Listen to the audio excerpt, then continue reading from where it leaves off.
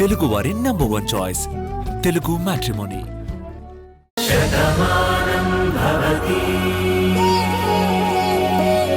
దీని వెనుక కృషి పట్టుదల అంతా మీదేనని అందరూ చెప్తుంటే మీరేంటి మీకేదీ తెలియనట్టు ఇలా మాట్లాడుతున్నారు? పాపం మా రాధ గతాన్ని మర్చిపోయింది. తనకి గతంలో ఏం జరిగిందో ఏమీ గుర్తులేదు, అందుకే అలా మాట్లాడుతుంది. చాలా జాలిగా ఉంది. ఇంత చేసిన మనిషికి తన కృషికి ప్రతిఫలం దక్కుతున్నప్పుడు తనకి తెలియకపోవడం చాలా విచారించదగ్గ విషయం.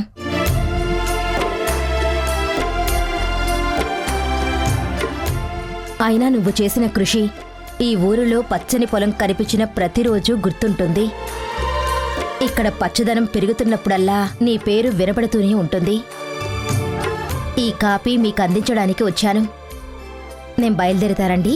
అదేంటండి అంత దూరం నుంచి ఇక్కడికొచ్చారు? ఈ పూట మీరిక్కడ భోంచేసి వెళ్ళాలి. మా ఆతిథ్యాన్ని కాదనకండి. లేదండి, పక్క మండలంలో మినిస్టర్ గారి ప్రోగ్రాం ఉంది, నేనక్కడికి వెళ్ళాలి. ఈ జీవోని మీకు అందజేయడానికి వచ్చాను. సీడ్స్ బ్యాంక్ ఓపెనింగ్కి అందరూ వస్తారు కదా, ఆ రోజు తప్పకుండా మీ ఆతిథ్యాన్ని స్వీకరిస్తాను. వస్తానండి. అలాగేనండి. వస్తాను మురారి. నమస్కారం.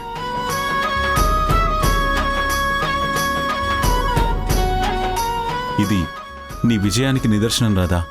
నువ్వు సాధించింది ఇదే.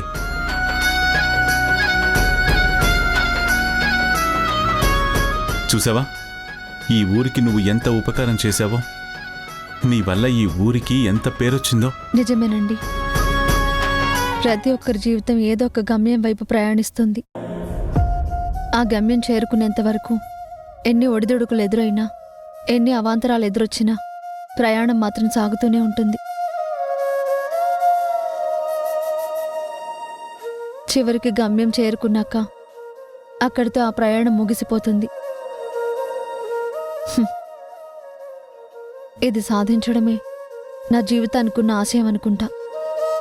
ఈరోజు ఇది సాధించేశాను అంటే ఇక్కడితో నా ప్రయాణం ముగిసిపోయిందని అర్థం.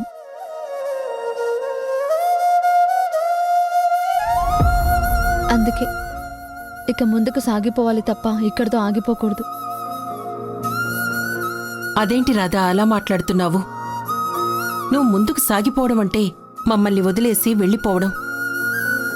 అది మురారికి ఎంత కష్టంగా ఉంటుంది.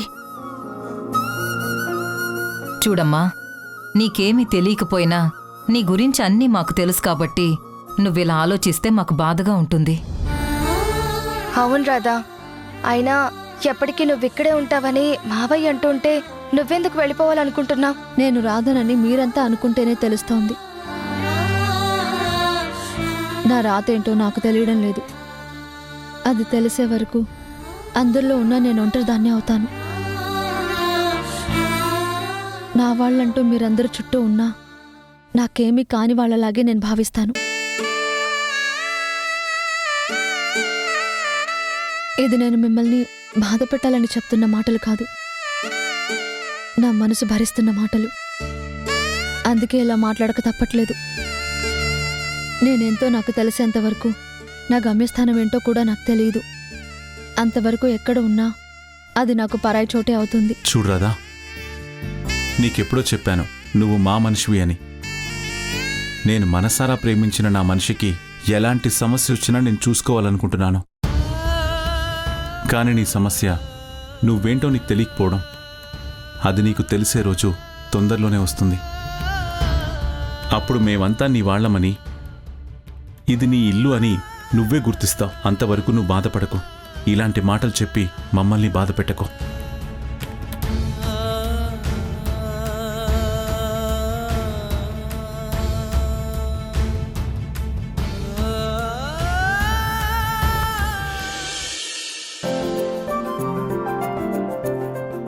ఏంటి ఊర్మిళ, నిజమేనా నువ్వు చెప్పేది?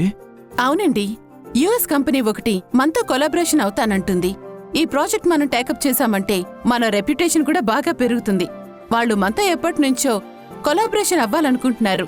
ఈనాళ్ళ కుదిరింది.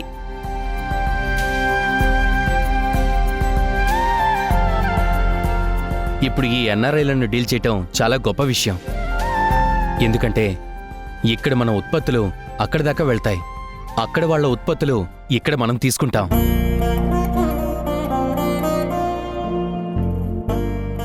అలా మన బిజినెస్ మొత్తం గ్లోబ్ అంతా ఉంటుంది, మన పేరు కూడా పెరుగుతుంది.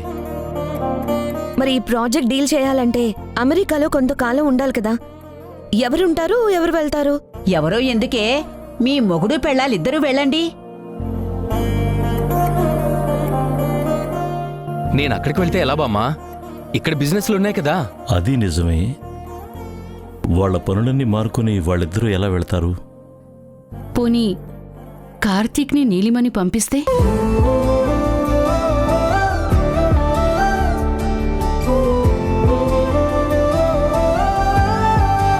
నీలిమ అక్కడే పెరిగింది కాబట్టి ఆ వాతావరణం అంతా తనకి బావుంటుంది. కార్తీక్ కూడా వెళ్తే వాళ్ళిద్దరూ అక్కడే ఉంటారు కాబట్టి వాళ్ల మధ్య కూడా సఖ్యత పెరుగుతుంది.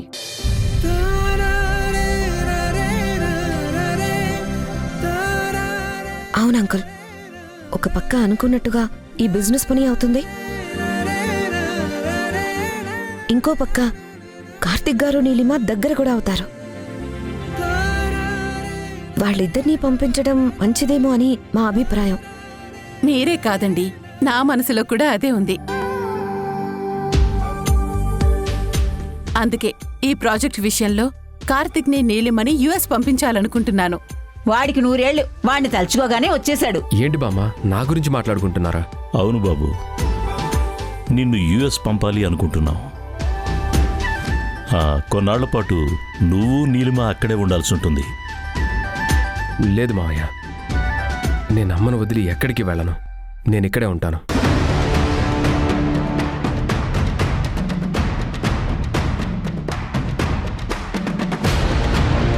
అది కాదు కార్తీక్, మనకు అమెరికా నుంచి ఒక పెద్ద డీల్ వచ్చింది.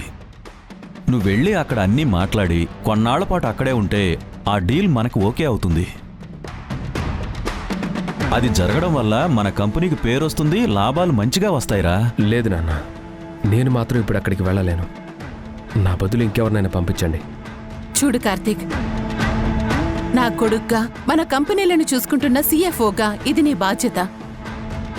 నువ్వు వెళ్తే అక్కడ అన్ని విషయాలు మాట్లాడతావు, ఇక్కడ విషయాలన్నీ చూసుకోవడానికి ఇదిగో మేమందరం ఉన్నాం కదా.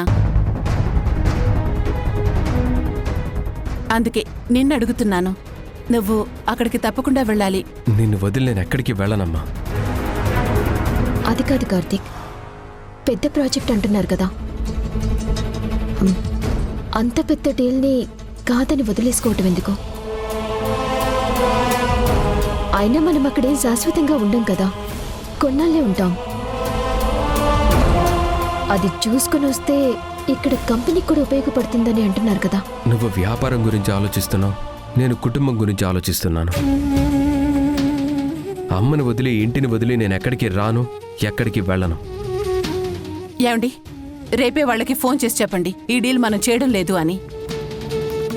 అదేంటి అత్తయ్య, ఇంత పెద్ద డీలు, ఎన్నో కంపెనీలు పోటీ పడితే అది మనకొచ్చింది, మీరు ఇంత ఈజీగా క్యాన్సిల్ చేస్తారేంటి? మరి ఇంకేం చేయమంటావు పార్థు? నా కొడుకేమో అక్కడికి వెళ్ళను అంటున్నాడు. వాడి మనసుని నేను బాధ పెట్టలేను. నా మీద అంత ప్రేమ చూపిస్తున్న నా కొడుకు మాటని నేనెందుకు కాదంటాను?